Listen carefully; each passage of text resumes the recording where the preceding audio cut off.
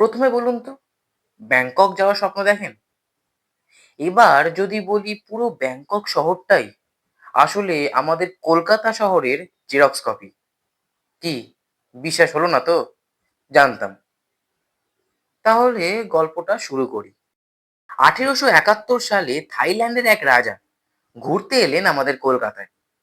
গঙ্গার ধারে বড় বড় বিল্ডিং, ময়দানের মতো বড় মাঠ আর ব্রিটিশদের চোখ ধাঁধানো স্টাইল দেখে মনে মনে ঠিক করলেন ফিরে গিয়ে নিজের শহর ব্যাংকককে ঠিক কলকাতার মতোই সাজাবেন।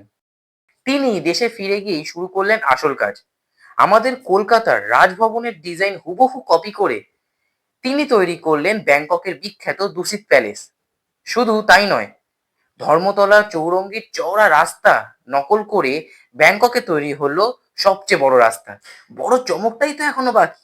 থাইল্যান্ডের বড় বড় মন্ত্রীরা তাদের দেশের যে কোনো বড় অনুষ্ঠানে যে গলাবন্ধ কোটটা পরে, অর্থাৎ সেই রাজ প্যাটার্ন পোশাক, সেটাও তৈরি হয়েছিল ১৮৭১ সালেই কলকাতার কোন এক অজানা দর্জির হাতে।